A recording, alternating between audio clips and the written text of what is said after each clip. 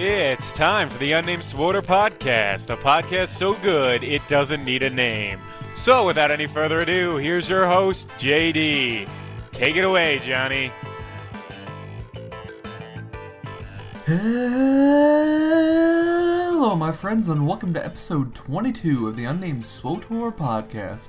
I'm your host, JD, aka Gaddick Teague, and in today's episode we'll be talking Ranked Season 1 and Bolster, and how it relates to a tweet that I put out this week that may have been slightly controversial.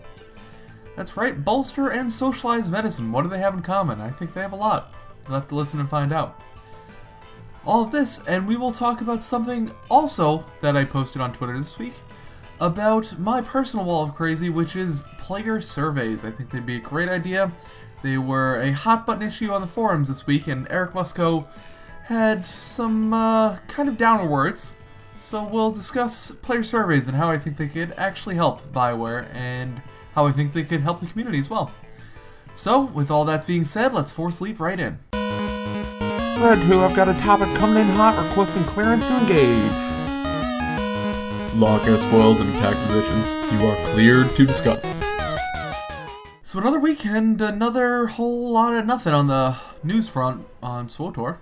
I was going to talk a little bit about the new WoW expansion, actually, because I think there's some interesting stuff there, but not necessarily enough to fill in a whole segment, I don't think. I was going to talk about how I thought it was very interesting how the new WoW expansion is going to focus so much on what looks like player housing, which is cool and something that I know players are asking for in SWTOR. I don't really see, like, I go back and forth on player housing. I feel like it's something that's very good at retaining current players, but I don't see how that gets a ton of players into your game. I don't know, maybe that's just me. I don't think the player housing aspect is going to be something that gets players back into WoW. And what really, I guess I am going into a WoW tangent to start here, but I'll make it quick and end up. What really was interesting to me was how the new expansion trailer for WoW didn't really mention anything that you would think of. It didn't talk about any new PvP styles or anything like that. It didn't talk about anything new on the PvE front. It just kind of talked about level cap going up.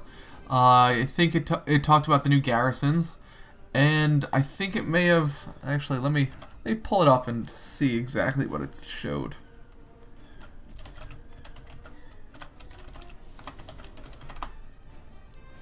So I'm used to the announcement trailers having a ton of features splayed out on the screen. You know, I remember the last one I remember seeing is the Cataclysm one, which had all sorts of the good stuff: archaeology, new profession, new class, new races.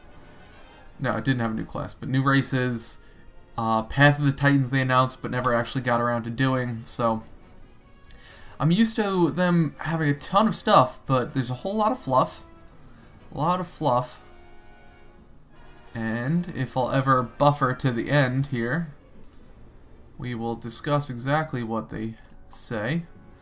Whole lot of more fluff with the Draenei and some time travel stuff. Some cool guys with tanks on their back. And then, alright, new world. Build your garrison, so player housing.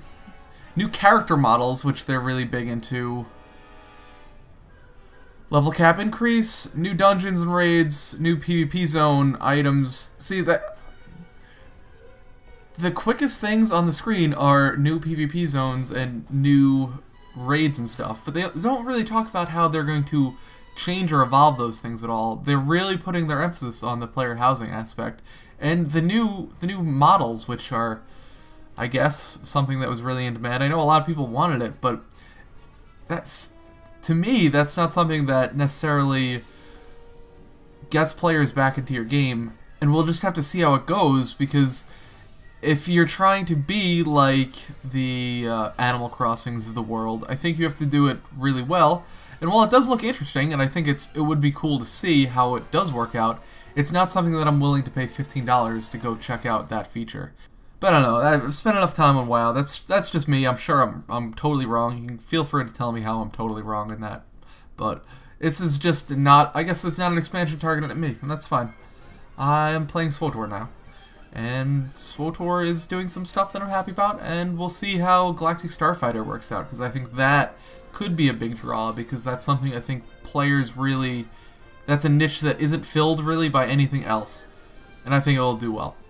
So, maybe that's just me being an optimist and tell me how I'm a SWTOR fanboy. I like WoW, and I wish WoW would have continued to do what I wanted it to do, but it didn't, and now I'm on to SWTOR, so. Back onto what I was going to talk about in this topic, which is the ranked leaderboards and the PvP Season 1, which someone on the SWTOR subreddit very aptly found out that in the support forums there is a section on the ranked leaderboards and the PvP Season 1, so I'm going to talk about it here. So the question is asked, what are ranked arena leaderboards? Our leaderboards are where players can go to compare themselves against all other players in the Star Wars The Old Republic. Comparisons are based on players' rank. How are leaderboards categorized? SWTOR leaderboards are defined by advanced class, and each advanced class across the two factions share a leaderboard. How is rank determined? A player can generate two types of ranks, solo and grouped. When a player plays a ranked warzone in either of these categories, their respective rank will be affected depending on the outcome of the match. The higher a player's rank, the higher they will be categorized on a leaderboard, relative to other players' ranks. What is Season 1? Season 1 is a competition being held over a finite period of time. It is currently scheduled to end with Game Update 2.7, but that is subject to change. During Season 1, a player may play as many solo or group ranked warzones as they want. At the end of Season 1, each leaderboard will be evaluated into separate tiers. Each tier will give those players a certain set of rewards. The higher the tier, the more rewards the player will get. Tier rewards will be inclusive, so whatever tier a player's in, they will get a specific reward, plus all the rewards from the tiers below. So, some of this stuff is interesting, some of it is pretty expected. I think it's very cool that they do have the advanced class leaderboards. I wonder if they're also going to have a global leaderboard system, because from this it sounds like they'll just have advanced class leaderboards, so I think it would be cooler if there was both the advanced class and the overall. And there's also no mention of if it's going to be cross-server or not. And I think that's a huge, huge deal, because if you're not going to have crossover queuing, which they've been adamant about, that they won't have, they can't do it, it's not easy and not something they're working on right now, as far as we know, then you kind of have to have separate leaderboards for everyone, because then you have, you know, some A-plus group of PvPers going to, say, the RP server somewhere that might not necessarily have the caliber of players, just to inflate their rank kind of artificially. So that's something I hope doesn't happen. I hope that they do separate it out by servers, which I think they will, but who knows. That's not something that's specifically said here, so we are left to wonder, and hopefully we'll get clarification on that going forward. A player can have two different rankings, solo and group. I think this is pretty standard. I think it's interesting, and we'll see how it goes, that the group rating isn't necessarily tied to a group. It's tied to the player themselves. So if you are a high-ranked player, you can get in with a bunch of other high-ranked players and affect your rating that way and play in that kind of group. That's similar to how League of Legends does it, where if you get a group of 5 players, it doesn't matter what rank everyone is, it just kind of takes an aggregate of that. We'll see if this goes into a gray area of, you know, you can twink characters by, you know, tanking one character and then group queuing with your buddy who has a really high rank just to get a really low rank player. So we'll see if it groups by the highest rank, if it goes some kind of account-wide system maybe. That would be interesting if your account had some kind of hidden ELO, and that's separate from all your characters, so it knows where to put you against other characters. But I guess that would put you at a disadvantage versus other... Say you want to take your alt into ranked, and you're not as well geared on that character, you're not as good on that character, you're going to affect your hidden ELO, which could hurt you on other characters. So I think this is obviously very intriguing. It's a very hard thing to get right. Other games that have larger and longer backgrounds into competitive PvP, your StarCraft, your League of Legends, those games, they have tough times with their ranking systems, and they're constantly tweaking them. So hopefully SWTOR is willing to change their system as they see problems arriving. I think it's strange, But I kind of see where they're coming from, that they did not go with the league system that has been implemented in both League of Legends and StarCraft, where you're in a league and you have to win a certain number of qualifying matches to up into another league, and you go that way. That's kind of what they're doing at the end of the season with these tiers, it sounds like. But I think a lot of players like that system a little more because it's a little less abstract. It's not really the ELO system. You can kind of see, okay, I'm in silver right now. I have to win X number of matches, and then I can qualify for gold, etc., etc. And I also think that you're missing a chance to get the Masters, like the Masters tier, like they have in StarCraft, where you have, say, the top 50 players in this Masters tier, and then you can do something with that, have like a special ranked server where you can transfer those characters onto that ranked server and have a real end-of-season battle or something really cool and interesting that they're not talking about right now. This is obviously very early information, so we can't go on this to the letter of the law. This is before it's even launched. Hopefully it comes out Tuesday. The ranked will be hoping for Tuesday. That's what they've pushed it back to. And it says it goes to Game Update 2.7, but again, they say that's subject to change. Who knows? 2.7, I'm guessing, would put us into April, I think, if we continue with the 8-week content cycle. 2.5 coming the beginning of December, so April, May, in that kind of area. If we see something wrong, I could see them going and ending it early with obvious notice, because they would get a lot of flack for that if they ended early without telling anyone. But 2.7 seems reasonable. And then we'll see what they do into Season 2, because I think that's the most important changes, will be how it evolves from Season 1 to Season 2. If you look at League of Legends from Season 1 to Season 2, they made a ton of sweeping changes, because they saw, this is just totally out of whack, we need to change this, X, Y, Z. And that's where you're going to get your real evolution of the game. If they do well from Season 1 to Season 2, then you can expect them going forward to continue that trend. But if they totally botch Season 1 to Season 2, say there's something clearly broken in Season 1, and they just push Season 2 out the door because they have to get it out to you, then you know that there's something wrong, and it's deeper than just your simple, oh, this is imbalanced, this wasn't really thought out properly. It points to more of a lack of direction and leadership. So that'll be a big step. Season 1, I'm sure, will be a cluster. I mean, let's be honest here. Season 1, they've never done it before. They've talked about it several times and pushed it off several times. So I can almost guarantee you there's going to be something totally messed up. People's rankings are going to be flying all over the charts. No one will understand it, and it'll be a great time. So I'm looking forward to Season 1. I've actually gotten more into PvP this week after my live stream. I've kind of taken my PvP character and started working him back into doing his dailies and stuff. So we'll talk more about that in the next section, which will be about Bolster. And I have no idea if I'll be playing Season 1 ranked. I have not played any ranked right now. I know players have been talking about how the rank queues have kind of slowed down. It's been a real struggle, especially at off-peak hours, trying to get a rank queue going, getting a rank queue to pop. So that's a little bit of a downer, but hopefully Season 1 kicks things back into full gear. It's exciting to hear that there will be special rewards, and multiple different kinds of special rewards based on your ranking. It sounds like from what they've said that it will not be statted gear. That's the sense I get. Maybe that's not the sense you get, but I feel like it's not going to be statted gear. It will be cosmetic things like kites. You can fly kites. Like titles and mounts and all of that good stuff, pets, the things that you would expect, maybe cool color crystals. So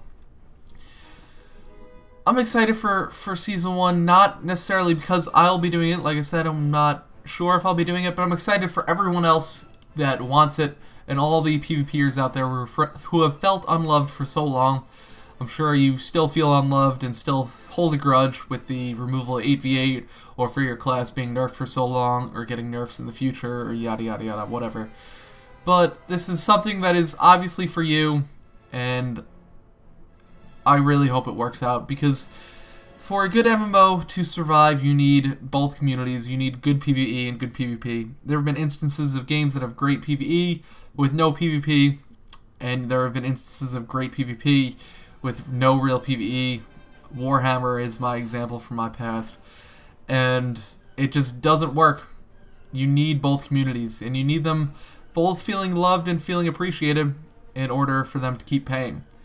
And I think that's the secret of good MMO. If you have good PvE and good PvP, people will overlook other things. They'll overlook your lack of story. I think story did a great job of hooking players in and really continues to hook players into the game in the free-to-play model. I think that's been one of the best decisions that BioWare's made, is making that story content free-to-play, because it does drag players in to see that this game does have good PvE and does have good PvP, and the more love each gets, then the more players will continue playing and get back into playing. And that's one of the great benefits of the free-to-play model, is the fact that you can come back when there's a new patch and try out these new things. You can come back when Season 1 starts. I actually don't know if you can play ranked. I don't think you can, but you can at least get back into the game and talk to your friends, talk to your guildies who are still playing, and find out what they think of Season 1. Maybe your guildies stop playing, but you can talk them into coming back as a team, and you can get together a ranked season team, a Season 1 team, and I think that would be cool. Maybe start your guild back up if they've forsaken SWTOR, because, I mean, where else are they going? They going to Final Fantasy 14? Are you telling me Final Fantasy 14's PvP is that much better than SWTOR's? You're telling me that Rift's PvP is that much better than SWTOR's? It's not. I mean, WoW's not that much better than SWTOR's. There are pros and cons in each. I'm not going to say that SWTOR's has the best PvE. It has my favorite PvP of any MMO that I've played, but you can't say it's bad, and you can't say it's the best. I think it's competitive with all of them, and that's how I'll leave it. And I think if players play one form of PvP long enough, they'll begin to, get tired of it, get sick of it, and move on. And I think that's one of the aspects of PvP that I think people overlook, is that like in any game that you're playing against players, if you play it for too long, you start to get bored a little bit. If you're playing nothing but COD for like days and days and days, you want to play something different. You want to go into your battlefield. You want to maybe play a single-player game or an RPG or something like that. There are very few players out there who I know could, sit in a game and just play that game solid for just days and weeks. You just need a little variety. It's the spice of life. So I think Season 1 is a great talking point for you to talk to your friends and get them back into the game. And I think it's great for the current PvPers who are ready and raring, have been waiting for a Season 1 since they said they would come out with it April 2 years ago, right? Yeah, I think it was 2 years ago now, so hopefully it lives up to expectations, and we will move on to my next topic. I'll be talking about Bolster and how it relates to Socialized Medicine. Yes, I'll be talking politics. We'll see how much flaving I get for this one. We will come back right after the break.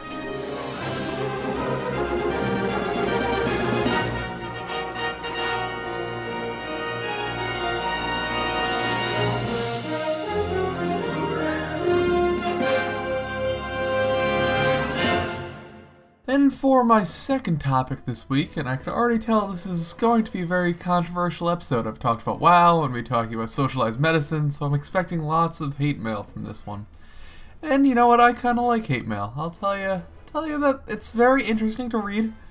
I don't personally get offended, so if you want to come up with some creative hate mail, please send it to me at gadicteague.crr@gmail.com, because it's enjoyable. It's good stuff. It's like, if you care enough to write some crappy stuff about me, I should care enough to read it and have a laugh at it. So feel free to send me your hate mail. But anyway, Socialized Medicine. Well, that's a topic and quite the rabbit hole to be diving into on a MMO podcast. So I'm going to try and keep this as non-controversial as possible. I don't want to get into the politics of it. Honestly, I hate politics. Especially right now. I think politics right now is the worst in history, but I think if you ever looked into the history books, you can tell that you'll find that every period of time has been the worst political era in history, so it's never been good. But let's talk about Socialized Medicine and how it relates to Bolster, because I feel like the whole Bolster bugaboo has come back into the forefront, and people are really starting to debate it again on the forums and talking about how bad it is and how stupid of an idea it is. So, Socialized Medicine, in the very loosest sense and in the very abstract, I'm gonna try and stay very general here because that's really where my point kind of makes sense to me, is based on the fact that if everyone is paying together to a common goal, and everyone has their own share of the total cost, that the overall cost goes down, and that's a fact. I mean, if you find someone that says otherwise, they are just trying to mislead you. It's a fact that if a large group of people come together to pay for something, then the cost for everyone goes down. That's just good, awesome. Now, how you get there is obviously the point of contention. So, just like Bolster, how you get there is the point of contention. And if you look at the PvP sense of it, if everyone just gets equaled out a little bit more, just like Bolster tries to do, that tries to bring the bottom up a little bit and bring that gap down between the highest geared PvPers and the lowest geared PvPers, if you just accept that and everyone accepts a smaller gap between the highest and the lowest, then everyone benefits from it. And Bolster is something that everyone benefits for, and I still don't understand how people don't see this, in that Bolster helps you, the super geared person, as much as it helps the zero geared person. And this is how. And it is similar to Socialized Medicine. The person that has the very best in terms of healthcare ends up paying for the person who has no healthcare in your taxes, because those people that have no healthcare go to the hospital and they get their medical bills paid for in some part. They have to be covered in some amount by the government, which you will pay for in your taxes. And there's also the idea that preventative care, and there's all sorts of things you can go in, and don't flame me for being this liberal bastard here, because I actually don't agree with a lot of things in the socialized. This is what I don't want to get into, but let me try and continue our metaphor here. When everyone accepts that small change in gap, everyone benefits, because you, as the super geared person, has to play in a random group. If you're going to be playing in random groups with the low B person, it just has to happen. You can only queue with a maximum of 4 people. So, if you queue with a maximum of 4 people all the time, and you are the best geared person, you still have a chance of getting a hardly geared person, a person who just hit 55, a fresh 55, because of the randomness of the system. And if you queue with fewer people, you have a greater chance of getting those people on your teams. And now this is especially true with the addition of arenas to the normal queue system, because the individual person is so much more important in the scaled down 4v4 setting. Individual people in an arena have a much greater, it's not a 1-to-1 ratio of how a single person affects an 8 team as they do a 4 team. It's just how compounded the arena system makes it. And, you can debate whether that's good or bad. I don't necessarily love it, but that's just how the system is. And based on how that system is, the Bolster system gives you a chance to know that you will be in a group of reasonably geared people. That removes one of the negative factors that could cause your team to just lose. You can say that people will not be skilled and whatever, it doesn't matter. But the not skilled people will not ever be removed from the random system. There's nothing you can do to take out the badness of a random pug in any online game. The badness of a player in League of Legends, the badness of a random player in Battlefield, or the badness of a random player in SWTOR is the same, and you will never be able to get that out. But what you can do is not compound the fact that there are going to be people that just aren't skilled with the fact that the people are skilled are put at such a disadvantage by not having any form of gear when they enter into PvP. You just can't. Anyone who has any form of expertise on them will be able to two-shot, if not one-shot, a fresh 55. It's just how the system works, because you just get a flat percentage boost on your damage, in addition to your bonus stats that you probably have over this fresh geared 55. If you try and queue for a Warzone wearing 55 greens, say you're just walking around doing your dailies in 55 greens, because I've experienced that, and you're on Oricon, you could be dead in 2 shots by an operative just coming out into coming out of stealth and just backblasting you, knocks you down, and backblasts you, and that could easily kill you. So why would you not want to remove that element of randomness that could cause you to lose outright? I mean, a couple of poorly geared people in an 8-man, or a single poorly in a 4-man, like I talked about, could easily spell the downfall for your team. And if you say that you will never remove the bad players, yes, that's true. But there are also good players there that are getting bolstered up to a reasonable level where they can compete. I've recently gotten back into PvP because of my live stream. I was doing it again and I remembered how much I loved it. But at this point, my PvP toon has gear that is useless. They have bumped up the partisan, bumped out the partisan, and now you have just Conqueror and O'Brien,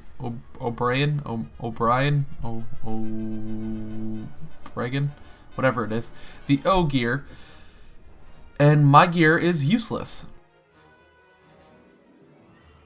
So if I was to go into a war zone, I feel that I'm a reasonable player. I think I do well. I actually watch the nodes. I play the objectives. I don't just go for kills and whatnot. So for me as a player, I can be a benefit to your team, but I do need to have that base level of gear. That's just something that helps me and helps you, because I will be a good teammate to you. I will tell you before we start a PvP match, I will be a good player. And you can't necessarily say that about all players, but I would be someone that would be affected by this in a positive way, and then you would be positively affected by it in the same way. Now, yes, there are other systems that could be used to accomplish the same thing, and this goes back to the analogy to Socialized Medicine, where there are many different philosophies on how you can do it, and what should be covered, what shouldn't be covered, and that's similar to what we have in the Bolster system now. I feel like rank should not have Bolster at all, because that is something that shouldn't be covered by that. Rank should be where you go once you get your gear, and should be a place that you take your chances with other players. Yes, if you're going into a random ranked, you will end up with a chance that players aren't well geared enough for it, and you could just lose because of that, lose outright. But you're also going into a scenario that has a ranking system, so eventually those players should, in theory, float to the bottom, and the higher geared best players should float to the top, and in theory that's how that should work. So there is some more protection in that system, but in the totally random unranked queue system, there is no safety net. There is only the one queue with no ratings as far as we know. I mean, there could be internal ratings that we don't know about, but no one's ever been able to figure that out. No one's been able to come out and say that, yes, there are internal ratings, so I'm inclined to believe that there are not. And that's where I see this system being so helpful, because it does help the individual player. It helps me as the player who isn't well geared, but it also helps the collective, and in turn helps everyone. It helps the well geared player. If I was super well geared, and believe me, I know this from PvE, it takes hard work and dedication to get that high level gear. The highest tier gear takes work and time and effort, and you have to actually put that in. And I believe you should be rewarded, and I don't think you should have those rewards be downgraded by other people getting, welfare epics. I don't think that's a good system and a sustainable system. But I do believe that everyone should have a reasonable ability to get started from the bottom. Because when players just hit 55 and McKib came out, everyone had the luxury of starting out on that even keel. And even when they step down the tier systems, when they go from the partisan to the conqueror, everyone that has been well geared and has spent that time gets that step up and is able to be on an even playing field for as long as that first burst of players happens. And as you get further and further along, the disparity becomes greater and greater between the 55 and the number of players out there that have higher tier gear and higher statted gear. So you end up in this situation where it's harder and harder to get into PvP, even if for players who want to, and for players that want to work up alts. I mean, the alt system is kind of solved by the fact that you can send over gear, but you should also want to encourage players to level up and gear up their alts on their alts. You shouldn't say that because you can send gear from your main over to all your alts, that should be the preferred and the best method to gear up your alts. Because doing that, how do you ever learn to play your alts? I mean, every character class plays differently and takes time to learn.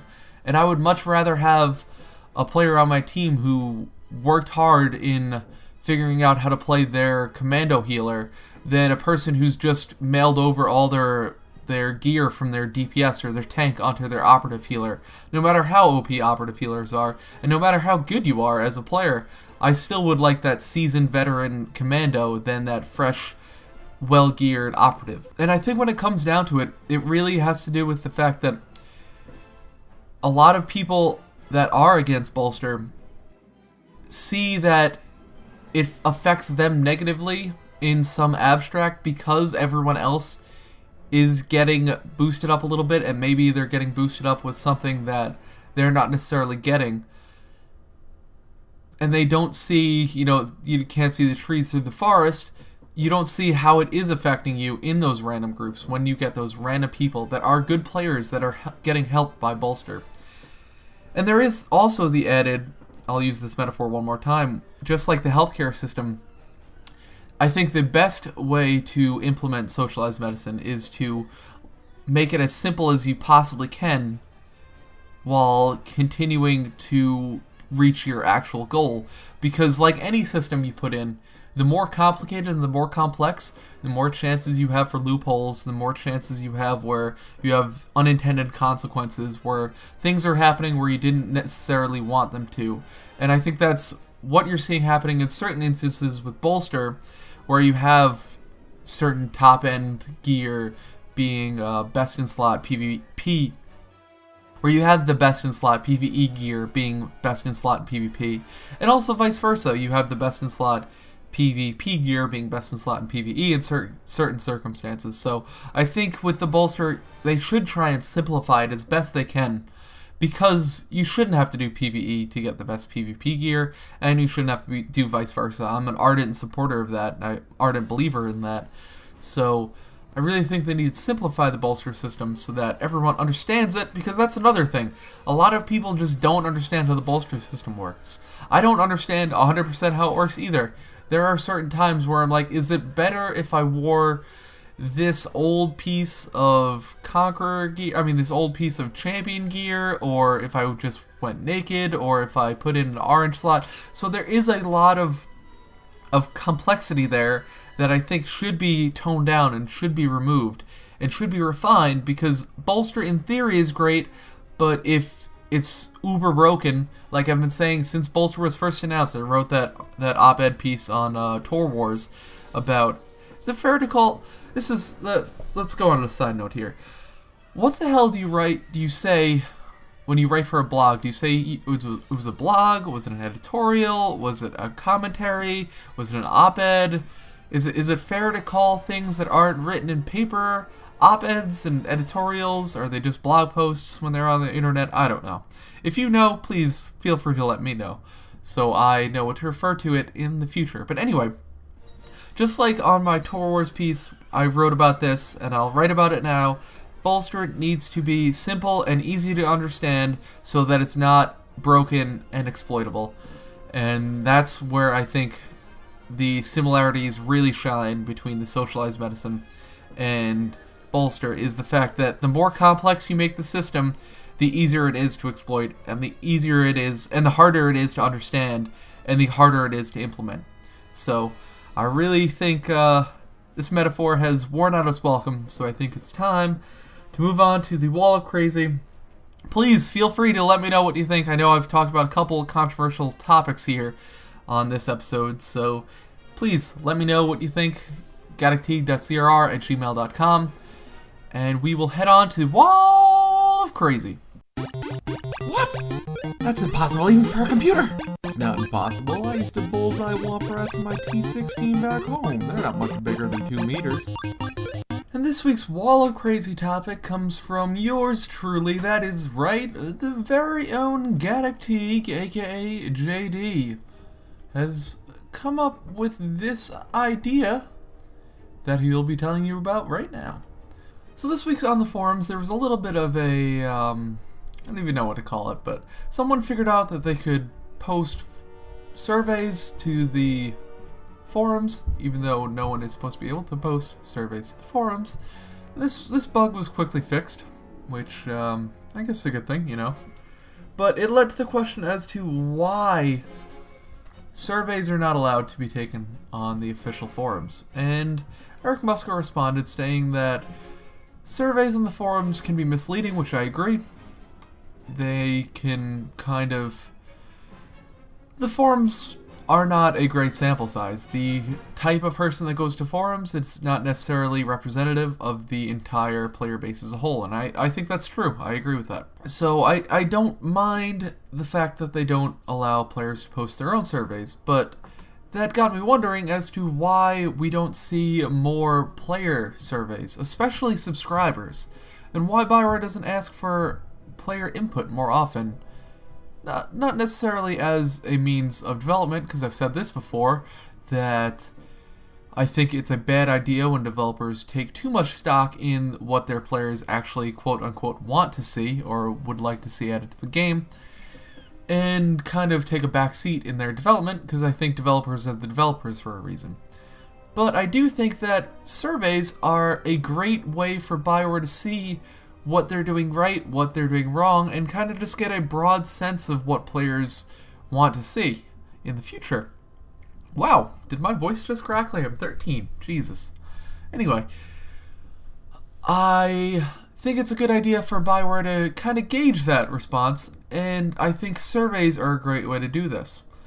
Now, again, surveys are not necessarily the best way to gauge the population as a whole. The type of player that will fill out a survey is different from the population as a whole. You know, you're going to get a skewed result. Anyone who's taken any kind of statistics class or anything about surveys or anything like that, political science majors, they know that the type of person that will fill out a form or fill out a survey is not representative of the population as a whole, or the player base as a whole in this case. But I think if you tie some form of incentives to them, I think that would be a very good way for Bioware to get feedback from the player as a whole. Because a lot of players just refuse to go to the forums just because they're the forums, and MMO forums just have a reputation of being god-awful places and hives of scum and villainy, to use a very apt analogy in this situation. And I think if you have more of a sterile kind of send out an email after a big patch is released, after 2.5, 2.6, 2.7, just send out a nice survey to fill out for all subscribers. And limit it to 2 subscribers, I think, to start, because I think that's the population that you really want to appease. They're the ones that are really dedicated and the ones that are spending the most money in the cartel market. The subscribers are, we've heard this in a few different places, the ones that do spend the most money. So you really want to appease those subscribers and make them feel like they're being a part of the process, and their voice can be heard through something. And I think if you send out a form to all subscribers by email after a big patch, say a week or 2 after it's released, and you say you have like a cartel coin raffle to anyone who fills out the form and returns it. Make it simple, make it a email applet or whatever, web applet or something like that, so it's nice and easy to fill out, and have a raffle. Say you can win cartel coins or a cool mount or whatever, title or something cool. If you fill out the form, you have a chance to win that, and I think a lot of people would do it. Even if you give away 10 or 15 cartel coins just for filling out that form, I think a lot of people would do it, and that doesn't really hurt the bottom line very much. You're paying people 15 cents to get their input as to what you're doing. And I think that's a good way for Bioware to actually gauge player sentiments on content that's just been released and what they'd like to see in the future. I think that would be a fair way to actually have a player vote as to what the next race should be. Have a list of, 5 races that you think are feasible and on the same level of difficulty, and say, hey, we're going to put it out to you. You don't necessarily have to publish the results. It could just be for you to gauge, it could be an easy way for Bioware to kind of focus group and focus test things on a large population of people. And you can see, maybe you don't necessarily take what they say from their races, but you say, oh, races that are X, Y, and Z, races that have Leku, for example, get a large percentage of the population voting for it. Maybe we should look into doing that, because it's obviously strikes a chord or strikes a nerve with something, with the population as a whole.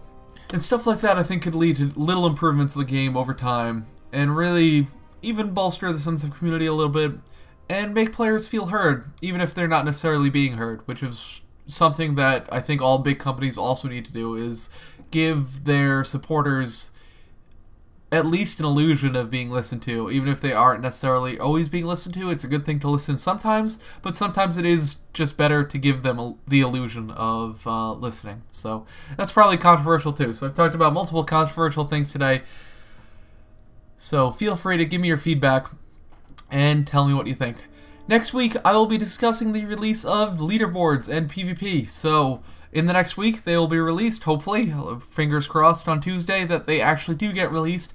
And if you would like to let me know what you think, feel free to email me.